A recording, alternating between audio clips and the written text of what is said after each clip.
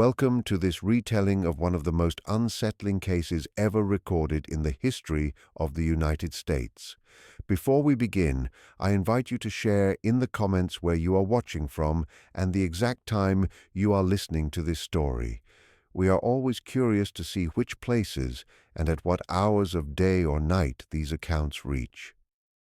In the autumn of 1843, the deep valleys and sharp ridges of northern Alabama still held secrets unspoken by white settlers. The rugged land of the Cumberland Plateau, with its thick forests and steep ravines, had become both a shelter and a trap for one man whose name would soon be whispered with a mix of fear and uneasy respect. This is the story of Samuel Green, a man who escaped bondage only to become something far more frightening than his former owners ever imagined. The first written record of Samuel Green appears in the logs of the Johnson plantation, located roughly 20 miles northeast of Huntsville in the Tennessee Valley area. William Johnson, a wealthy planter who had moved from Georgia to Alabama in the 1820s, owned more than 40 enslaved individuals, including a young man listed simply as Sam, age 22, field hand. According to plantation ledgers still kept in the Madison County Historical Society collections, Sam was marked as troublesome and had tried to escape twice before turning 23. The Johnson plantation sat in the shadow of the rising southern edges of the Cumberland Plateau, where the land climbed sharply from the rich valley soil.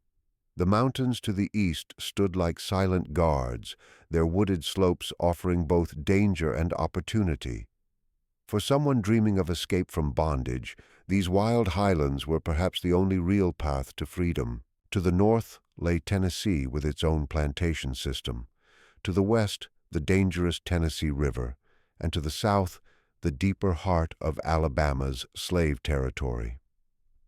On the stormy night of October 11th, 1843, during an unusually cold autumn wind, Sam Green vanished from the Johnson plantation for the third and final time. Unlike his earlier attempts, this escape showed clear planning. The overseer's journal, now stored in the Alabama Department of Archives and History, recorded that Green had taken a wool blanket, a hog butcher's knife, and around 2 weeks of dried food from the smokehouse. What makes Green's escape remarkable was not only that he fled successfully, but that he chose not to continue north toward the Free States. Instead, evidence suggests he moved deeper into the harsh wilderness of northeastern Alabama, into rugged land where few white settlers dared to go.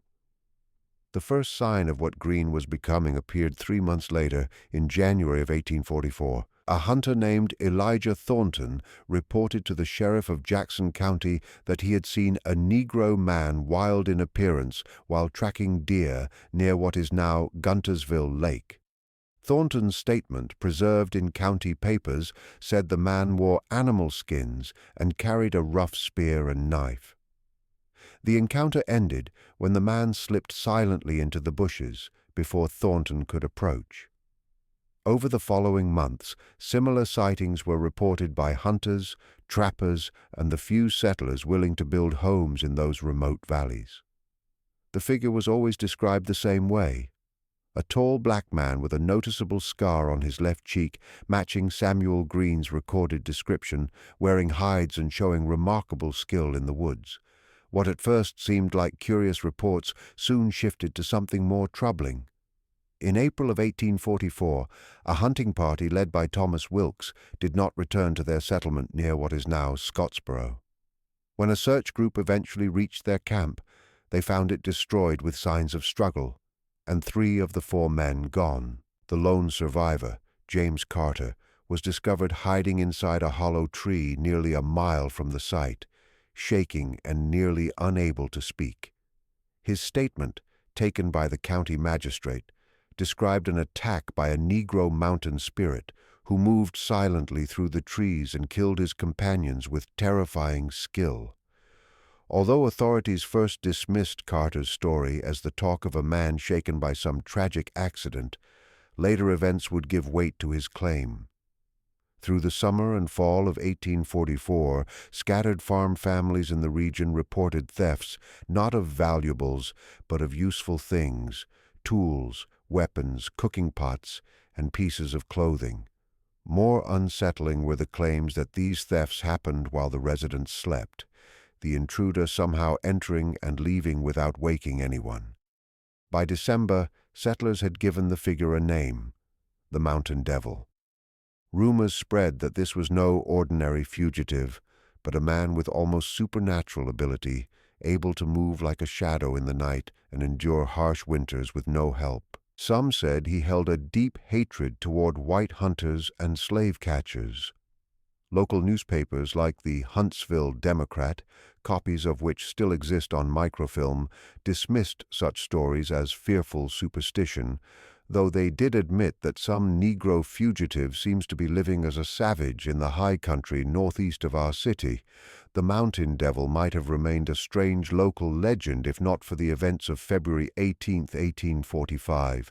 That day, a slave-catching team led by Jeremiah Burke, an infamous man known across the South for retrieving fugitives, entered the mountains determined to find Green. Burke had been hired by several slave owners, worried that Green's freedom might encourage others to flee. Burke's group included 6 men and 4 tracking dogs. According to the only survivor's testimony, they followed their dogs into a narrow valley on the second day. As night fell, they set camp near a cold mountain stream. Close to midnight, the dogs began growling, then suddenly went quiet. What followed, the survivor said, was a carefully planned assault. That survivor, Michael Reynolds, reported shadows slipping between trees, the men taken one by one into the dark without even a cry. Reynolds escaped only because he slipped into the creek and was carried downstream. He later told officials that while clinging to a fallen log in the water, he saw a tall figure on the bank watching him. "He could have shot me with the bow he held," Reynolds said, "but instead he just looked at me drift away, as if he wanted me to tell others." The loss of 5 white men, especially those working in the legal capture of escaped slaves, could not be ignored. In March of 1845, Governor Benjamin Fitzpatrick ordered a militia force into the mountains to capture or end Samuel Green's threat. The group of 40 armed men, commanded by Captain William Hall, spent 3 weeks searching the wilderness.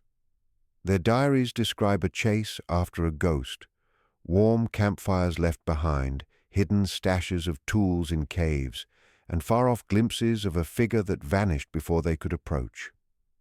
On the 18th day, they found what seemed to be Green's main shelter.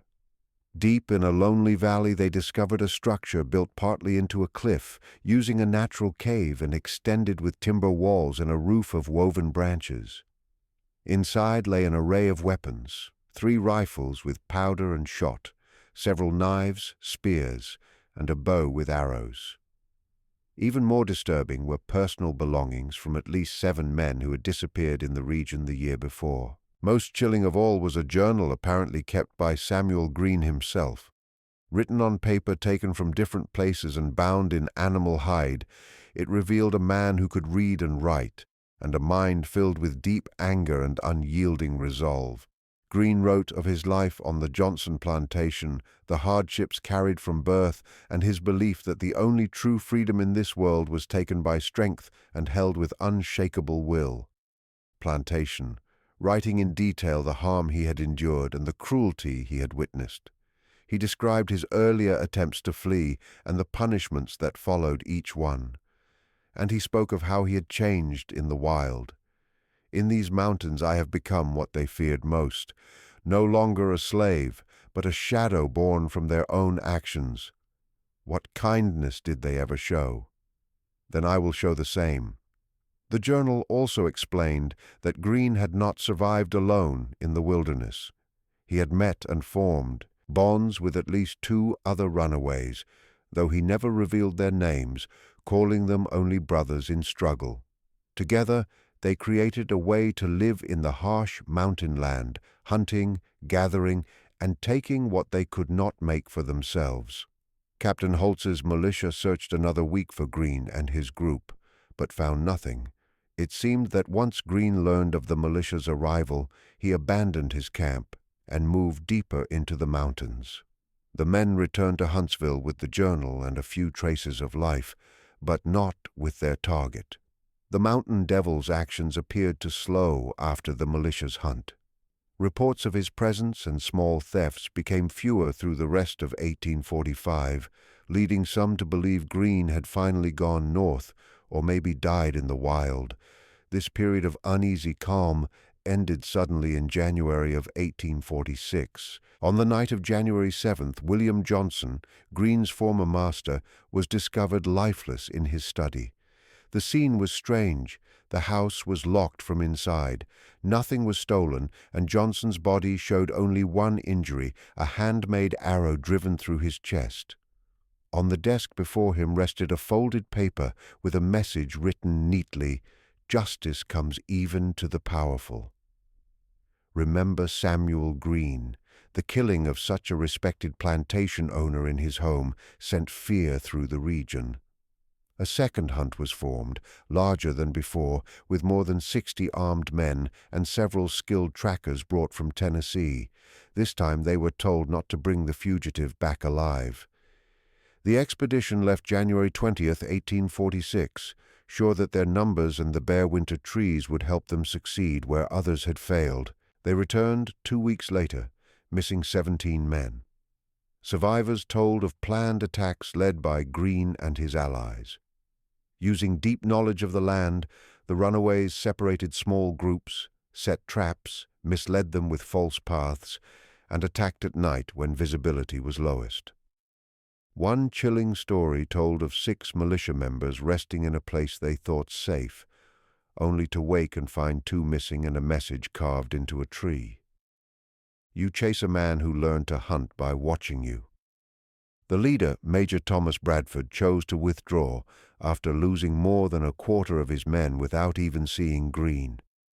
In his report to Governor Fitzpatrick, he wrote, "We face not a simple man, but a ghost who rules these mountains. He strikes, then disappears. My men fear every dark valley and thick forest, believing death waits in each shadow.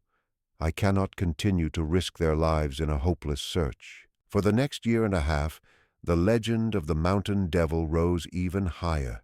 Though direct attacks became less common, his presence was still felt. Travelers said they saw warnings cut into trees along mountain trails. Slave catchers refused jobs that led them into the high ridges. Cherokee people who still lived quietly in the region, despite forced removal, spoke of a spirit of vengeance who protected people running from chains.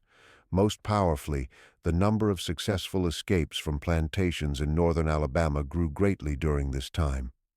While there is no firm proof linking Green to these escapes, stories passed down through families of formerly enslaved people say Green and his partners created a hidden route, guiding others through the mountains and helping them avoid capture. The final confirmed sighting of Samuel Green came in August of 1847. A land surveying group near where Alabama meets Georgia saw a man matching his description. They said he approached them without fear and without carrying any weapon. The group's leader, Edward Mitchell, later wrote that the man named himself Samuel Green and spoke calmly with them for nearly an hour. Mitchell said Green looked worn by the years but still strong, and that he spoke clearly, with the calm confidence of a free man and not someone running for his life. Green reportedly told them he was ready to leave Alabama. "I have made these mountains remember me," Mitchell recalled him saying. "Now I go to learn what freedom truly is." Whether Green really escaped north as he suggested remains unknown. No confirmed sightings or actions linked to him appear in records after 1847. Still, his story lived on. Through the 1850s, plantation owners in northern Alabama said their workers whispered about the mountain spirit who punished the wicked and lived free in the wild. During the Civil War, when Union soldiers moved through northern Alabama, several officers wrote in journals that locals told them about the Black Phantom of the mountains who had brought fear to those lands years earlier. One Union captain, James Woodson, wrote in 1864 that an elderly Cherokee man told him he had given shelter to Greene before he left the region. According to that story, Greene traveled north and eventually reached Canada. Records offer no final answer to Samuel Greene's fate.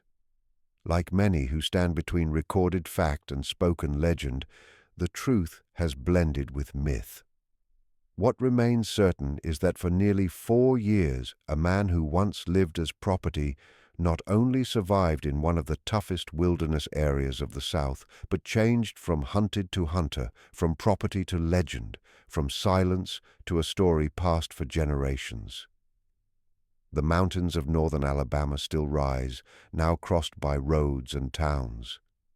Most people who pass through do not know the story of the man who made this wild land his fortress.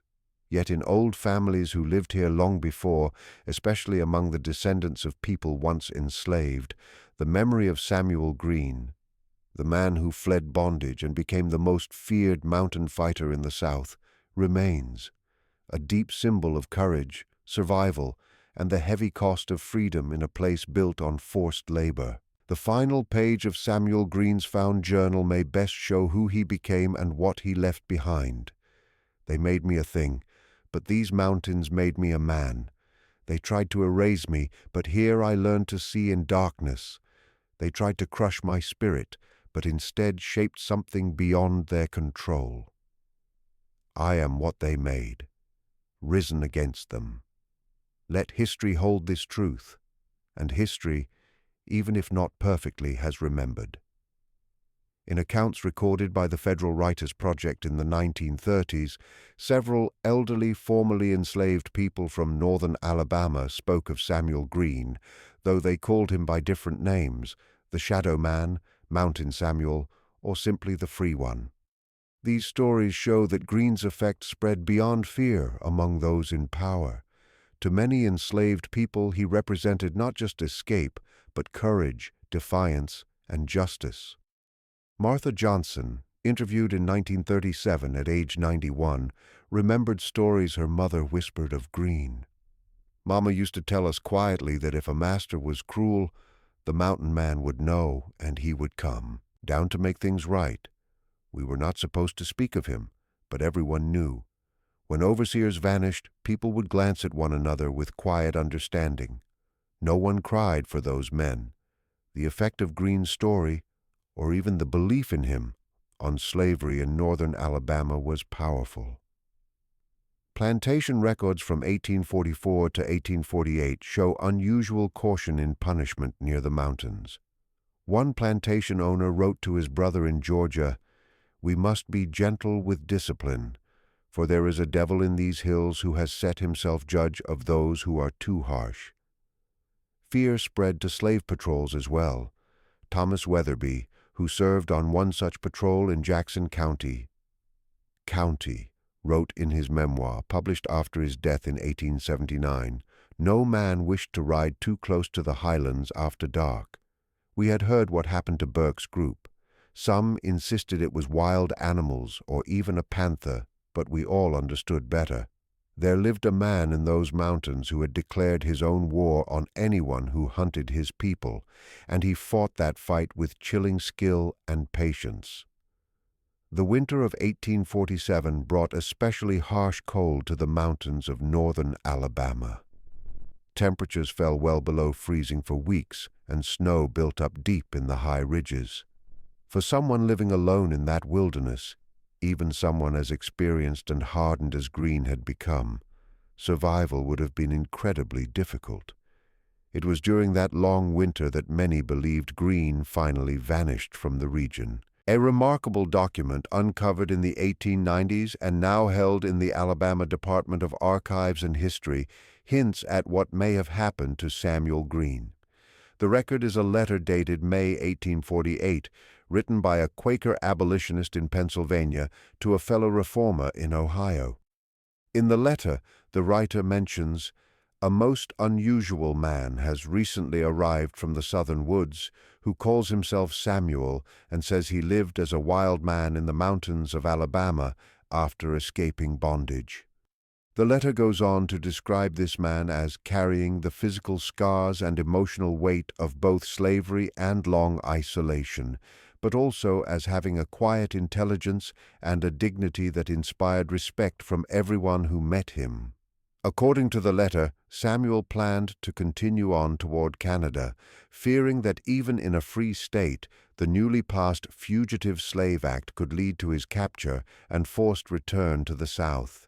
If this account truly refers to Samuel Green, it gives a rare glimpse of his life after he left Alabama. The writer noted that Samuel spoke of gaining some measure of justice during his time in the mountains, but now longed for a calmer life among people who could see his humanity. The letter adds that Samuel carried a small leather-bound journal filled with surprisingly thoughtful and powerful writing. No further firm evidence has been found about Green's later life. If he did reach Canada, he likely changed his name and built a new identity, as many freedom seekers did. The trail of history goes quiet here, leaving us only to wonder what became of him after he disappeared from the mountains. Yet the influence of Samuel Green, remembered by some as the mountain figure who turned fear back toward his pursuers, continued to echo across the area he once roamed. Through the 1850s, as tensions between North and South sharpened and the country moved toward civil war, the mountain areas of northern Alabama held onto their reputation as dangerous ground for slave patrols and hunters. Whether this resulted from Green's shadow, other escapees who learned from his example, or simply the growing power of his legend, the outcome was real. Enforcing slavery in those remote hills became noticeably more difficult. More than that, Green's story became part of a quiet oral tradition passed among enslaved families in soft voices and secret corners. The story of the man who did not only flee but faced those who chased him became both a warning and a source of courage. Unlike well-known fugitives such as Frederick Douglass, who escaped and then fought slavery through speeches and writing, Green represented another form of resistance, one silent, fierce, and unyielding.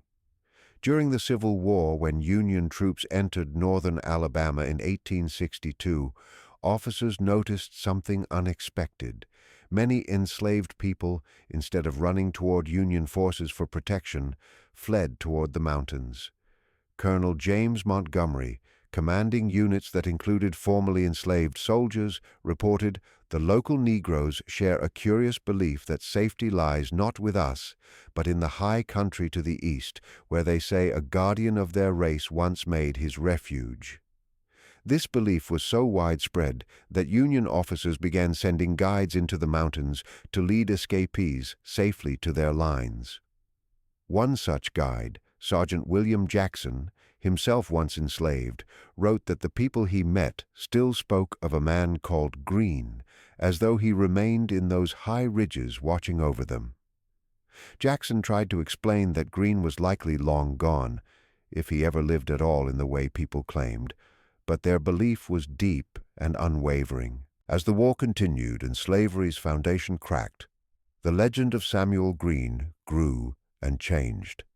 In the uncertain and violent years of Reconstruction, stories of the Mountain Avenger shifted again.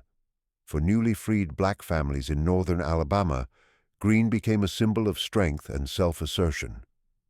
For many white Southerners, especially those grieving the loss of the power they once held, he became a frightening symbol of feared payback. A report from 1871 recorded by a Freedmen's Bureau agent in Huntsville describes one tense confrontation between a white landowner and black tenant farmers. When the landowner threatened violence, an older black man quietly said, "These mountains still have eyes, just as they did in Green's time." The landowner turned pale and backed away, ending the conflict at once. Historian Claudia Mitchell-Therrell, who studied regional folklore, observed that by the late 19th century, the Samuel Green story split into clear versions depending on who told it. In many white accounts, Green was portrayed almost like a ghostly terror, a dangerous spirit striking without cause. In black communities, he was remembered as a bringer of justice, someone who punished cruelty and protected the vulnerable. These opposing stories reflect the complex legacy of a man shaped by the brutal system he fled and the wild mountains that shielded him. The real Samuel Green, as far as history can trace, was neither monster nor saint, but a person pushed to extremes by violence and injustice. His actions were harsh, yet not random. No record suggests he harmed women or children, and some white men, including the surveyor Edward Mitchell, later recalled peaceful meetings with him. Archaeological work in the 1990s added another layer to his legend. A University of Alabama team exploring ancient Native American areas in the Cumberland Plateau uncovered the remains of a small cabin hidden under a rock shelter. Carbon testing placed the site in the mid-19th century and found objects included handmade tools, altered weapons, and a metal button like those used at the Johnson plantation in the 1840s. Although not certain, the timing and location match Green's known story. Dr. Margaret Wilkinson, who led the project, wrote that the simple but clever design of the shelter showed the work of someone highly adaptable and skilled in wilderness living. The lookout-like position of the site also suggested its builder wanted early warning of anyone approaching. By the early 1900s, the name Samuel Green had begun to fade from wider memory, preserved mostly in family stories and local tales. Northern Alabama changed rapidly as mining, logging, and later industry spread through the region. The rugged ground where Green once moved silently grew crowded with workers, machines, and new towns.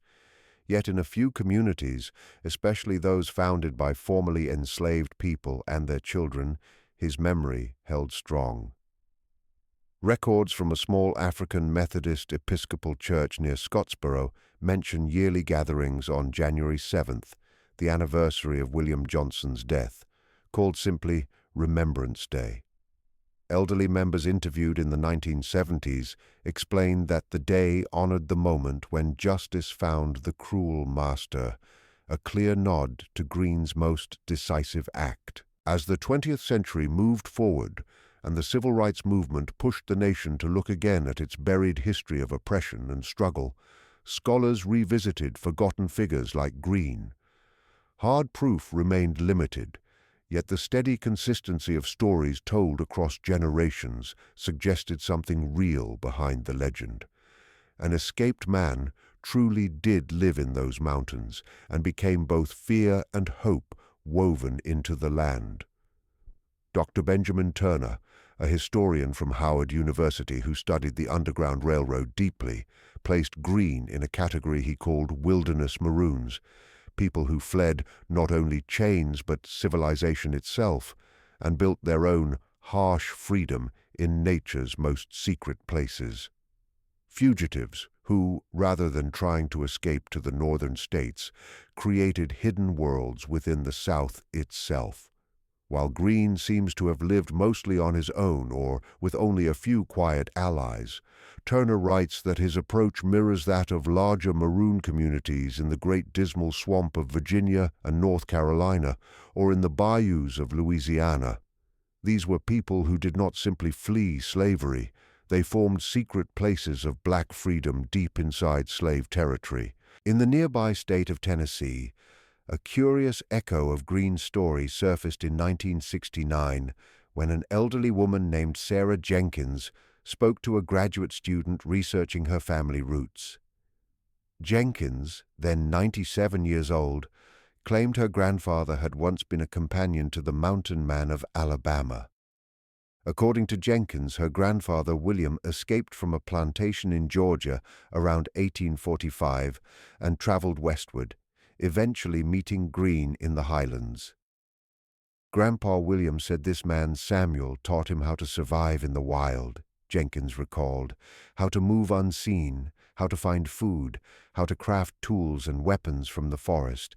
They lived together for nearly 2 years before Samuel decided to go north. Grandpa stayed in the mountains until after the war, then came down and built a life with my grandmother. If true, Jenkins's story gives a rare look into the shared nature of Green's wilderness life. It suggests that despite being remembered as a shadowy figure alone in the woods, Green may have acted as a guide to other runaways, passing down the knowledge he earned through hardship. This fits with the notes in Green's journal mentioning brothers in bondage and supports the idea that he helped others find freedom. The full truth of Samuel Green's life and fate may never be fully known. Like many who lived under slavery, his existence was barely recorded until his actions forced themselves into history. Even then, most accounts come from those who feared or hunted him, not from his own voice. The journal found at his abandoned camp is the closest thing to his own words, yet even that reveals only pieces of his story. What is clear is that for a brief but powerful time, Samuel Green achieved something extraordinary. He flipped the power balance of his world. In a society built on total control of black bodies by white authority, he carved out a place where that authority could not reach, where those who chased him risked their lives. The mountains became his territory, a realm of one where he was no one's property, but his own ruler. As the 20th century shifted into the 21st, interest in Green's legend rose again. A museum in Scottsboro created a small display honoring the story of the mountain figure, showing objects from that era and maps of his rumored territory. In 2009, a historical sign was placed near a supposed location of one of his camps, though its wording carefully calls the tale local legend rather than proven fact. More meaningful still, descendants of enslaved families from northern Alabama have begun gathering and saving family stories tied to Green. In 2017, a reunion of families with long roots in the region held a session devoted to these oral traditions. One organizer said, "Samuel Green is part of our history of resistance. Whether every detail is exactly true matters less than what he symbolizes. The refusal to accept chains, the will to be free, and the courage to push back when needed. The mountains are not the same now as they were then. Where thick forests once stretched unbroken, now sit cabins, parks, and vacation homes. Trails that were once used only by wildlife, and a few daring wanderers are now marked and traveled by thousands each year.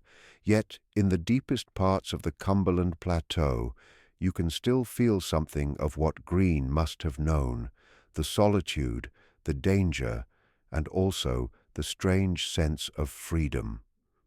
A longtime ranger in the region says she sometimes meets visitors who come because of the Green legend.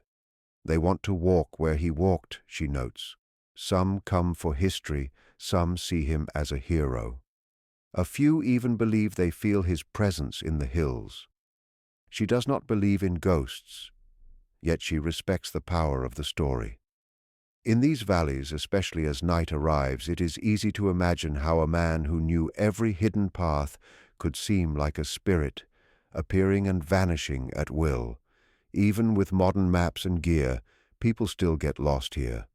In Green's time, these mountains would have been the perfect fortress for someone determined to stay free. Scholars who study what some call black survivalism, skills and strategies to live in hostile environments, have also turned their attention to his tale. One researcher sees Green as a key example. He did more than live, she says. He mastered his world so completely that he turned from hunted into hunter. In doing so, he showed a strength and adaptability that shattered the cruel stereotypes used to justify slavery. Others focus on the psychological effect he had. A historian of resistance argues that Green's greatest victory may have been the fear he created in those who policed slavery. By striking back at slave catchers and brutal overseers, he challenged the core belief that white authority could never be resisted. Every patrol that hesitated to enter the hills, every overseer who softened his cruelty in fear, was a crack in the system.